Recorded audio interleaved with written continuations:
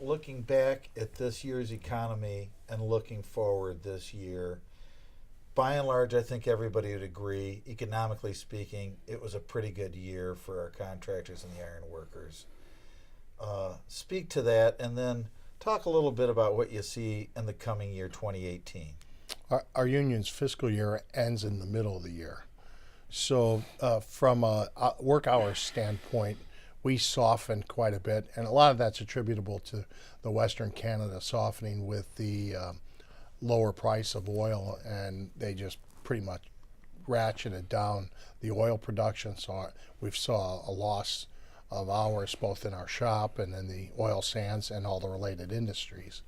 But the rest of North America is pretty much getting ramped up at a time when we're seeing that mass exodus of baby boomers. So as Bill had mentioned, one of our critical lifts is, as a union, through the apprenticeship training and through organizing, is to grow our membership and have enough qualified people available to man the work opportunities, because there is more contractor opportunities that are occurring.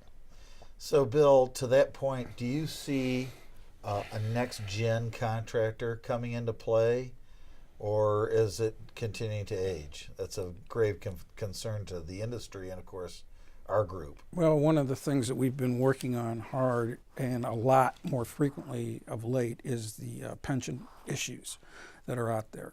And it's awful difficult to get that next contractor to want to take on that sort of an obligation. Most of them, their attorneys will say, don't do it. But we are making progress, working together with other crafts, and Impact has their own initiative.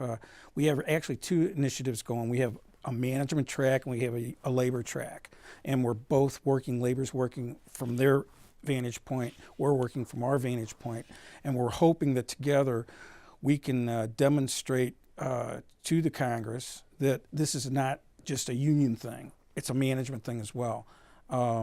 Because the jobs that are at stake, if we don't fix this thing, are not just the union jobs. A lot of our companies have a lot of non-union employees, engineers, estimators, you name it, they all lose their job too. So it's not just a union management thing, it's a industry thing. Touching on that subject, while Bill speaks on behalf of the employers, I can tell you that through Impact, some of that mid-level management and the training that we're doing to groom the next, either succession planning within companies to have mid-level folks step up. The one big nuisance or barrier is that unfunded liability when you go to transfer the assets from one company to the other, and many people. So you don't have a lot of open shop folks. So it's up to us to organize those folks, and they work really hard if there's some serious withdrawal liability in an area, not to be bound by that. So through NCCMP and through the efforts that we're trying to do to get relief, it's either smartening up the operations of the incumbent pensions so there's limited withdrawal liability for successor employers, or it's looking for some regulatory relief to allow for the transfer and sale of those assets. Yeah.